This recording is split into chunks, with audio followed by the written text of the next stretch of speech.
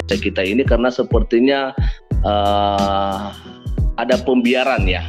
Ini hanya sepertinya menurut saya, tapi ya saya kurang tahu. Nantinya tentunya Bapak nanti bisa memberikan kita bagaimana sebenarnya yang terjadi mengenai pelarangan ibadah dan sulitnya untuk mendapatkan IMB pendirian gereja.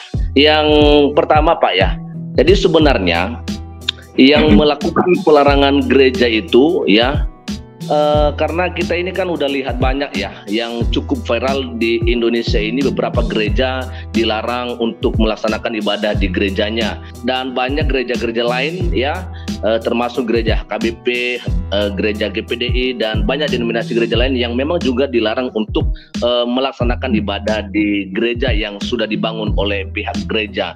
Dan tentunya pada kesempatan malam hari ini saya akan menyampaikan pertanyaan ke Bapak, apakah sebenarnya yang sedang terjadi di Indonesia itu yang pertama. Lalu yang kedua, siapakah sebenarnya yang selama ini melakukan pelarangan ibadah gereja-gereja orang Kristen khususnya yang ada di Indonesia? Ya, silakan Pak Ferdinand. Ya, terima kasih Pak Perianto ya. Pak Yanto aja ya panggilan. Ya, Perianto Pak, silakan Pak. Perianto. Oke, jadi ya yang pertama kalau kita lihat situasi kita sekarang,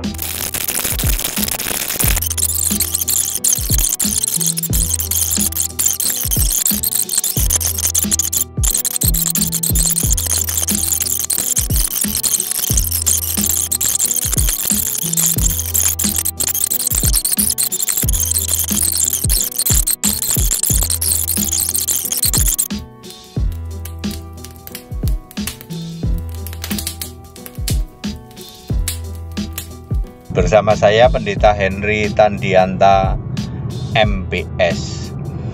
Saya mau membacakan tulisannya Pak Ustadz ya, begini judulnya, mengapa gereja ditolak? Mengapa gereja itu ditolak keberadaannya di tengah masyarakat? Bisa berupa pengerusakan gedung gereja, bisa berupa pembubaran ibadah, bisa berupa penyegelan ya, atau penyegelan aktivitas ya, gereja itu di tengah masyarakat. Kenapa ya Pak? Emang salahnya orang Kristen itu apa? Ya, beribadah, bikin gereja kok dihalang-halangi gitu loh Pak. Ya. Ini saya membaca tulisannya Pak Ustadz loh. Pak Ustadz ini tentu saja mantan Ustadz yang sudah ya. Beliau adalah anggota legislatif ya, pengusaha nasional juga. Nah, jadi dia tidak mau diekspos ya, itu sudah tahulah, semuanya sudah tahu ya. Jadi apa alasannya Pak? Kenapa gereja itu ditolak di tengah masyarakat? Pertama ya, mereka itu tahu loh kalau tidak ada perintah untuk mendirikan gedung gereja. Tidak pernah ada di Alkitab ada perintah mendirikan gedung gereja. Tidak pernah ada. Ya, Yesus membentuk jemaat. Jemaat itu kalau bahasa Inggrisnya kan the church. Church itu gereja juga ya. Di atas batu karang ini, Petrus, engkau adalah batu karang. Petrus namamu. Di atas batu karang ini aku dirikan jemaatku. Maksudnya Petrus, kamu aku kasih nama Petrus batu karang. Di atas batu karang ini maksudnya Petrus, kamu yang jadi kepala ya, kepala jemaat di sini ya. Dan sepanjang Alkitab, yang tertulis di Alkitab, tidak pernah ada perintah untuk mendirikan tempat ibadah. Kalau kita membaca Kisah pasal 2 ayat, tunggu ya, mungkin Kisah pasal 1 ya, Kisah pasal 1 ayat 13 kalau tidak salah ya. Kisah pasal 1 ayat 13, mereka menumpang di rumah tumpangan. Ibadah mereka itu di tempat-tempat mereka menumpang ya. Artinya kalau zaman sekarang tempat sewaan. Jadi tidak ada Alkitab perintah untuk mendirikan gereja. Ya, mereka tahu loh, nggak ada perintah mendirikan gereja. Yang pertama itu. Yang kedua, ini ya, mereka itu melihat ini orang ini di gereja ini kenapa penyembah patung ya, termasuk patung Yesus. Bagi mereka, wah nggak boleh ini, patung itu kan berhala. Bagi mereka, jangan sampai di tengah-tengah kita ini ada keyakinan lain yang nyembah berhala. Mereka nggak mau, ya. Wah, itu ada gereja tuh, itu gereja itu penyembah berhala, itu patung Yesus disembah-sembah, misalnya begitu. Jadi mereka merasa terusik karena loh kami ini tidak menyembah berhala, tiba-tiba ada keyakinan lain di tengah-tengah masyarakat kami kok nyembah berhala. Maka mereka akan melakukan, ya itulah yang ngomong gampangnya mereka tolak. Kemudian yang ketiga, ya, di tengah masyarakat kita ini kenapa ada yang nyembah 3 Allah? Ya, Tritunggal itu kan penyembah 3 Allah. Mau ditutup-tutupi kayak apa, masyarakat itu ngerti kalau Tritunggal itu menyembah Allahnya 3, Bapa, Anak, Roh Kudus. Meskipun kamu menjelasinya pakai muter-muter nungging-nungging, masyarakat tahu ini Allahnya gereja ini 3. Ya, itu jadi masalah kalau seperti itu ya. Terus jadi mereka sedangkan umat masyarakat di situ tidak ada yang menyembah 3 Allah, ya. Mereka menyembah Allahnya 1. Inilah gara-gara makanya gereja-gereja tolak toh, ya, termasuk yang gereja penyembah patung juga ditolak. Masyarakat itu nggak setuju nih ada keyakinan Allahnya 3, ya.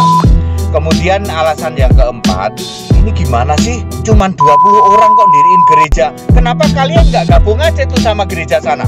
Mosok di dalam satu kecamatan bisa sampai ada 5 gereja, yang satu gereja A, B, C, D. Kenapa kalian nggak gabung aja jadi satu gereja? Nah, ini adalah akibat dari yang namanya sinode pemecah belah. Ya, sinode itu justru menjadi pemecah belah. Gereja itu jadi terkotak-kotak. Ada gereja A, B, C, D. Masyarakat itu nggak tahu ini gereja A kenapa nggak bisa gabung sama gereja B.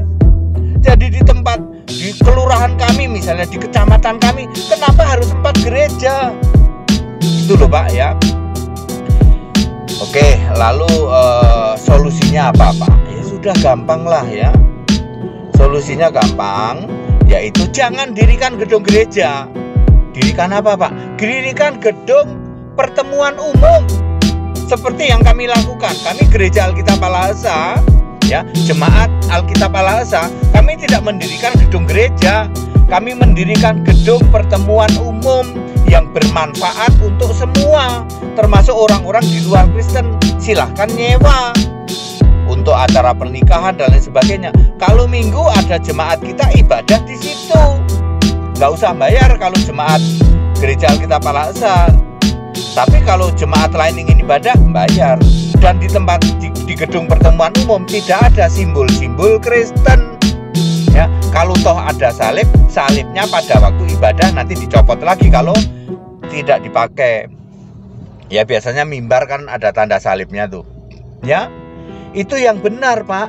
Jangan mendirikan gedung gereja, ya.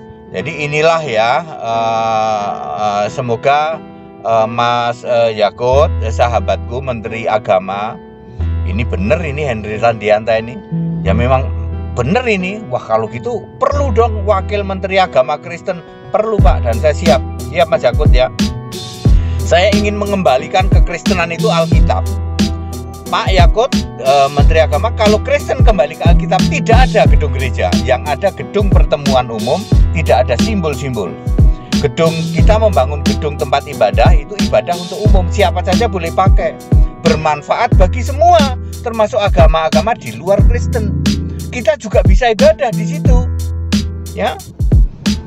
Ya, pemiliknya ya yang gereja kita, jemaat kita ya nggak usah bayar, tapi jemaat-jemaat lain bayar. Jadi kalau ya mungkin kita tiap kabupaten ya sekarang ini tiap kabupaten ada nantinya ya gedung pertemuan umum. Jadi bermanfaat untuk semua itu Pak. Nah, kembali ke Alkitab Pak. Ya, Alkitab tidak ada Pak nyembah patung, nggak ada itu Pak. Ya, Alkitab tidak ada Allahnya Tritunggal itu nggak ada itu Pak. Jadi kalau kembali ke Alkitab, kekristenan tidak bikin masalah. Sebab Allah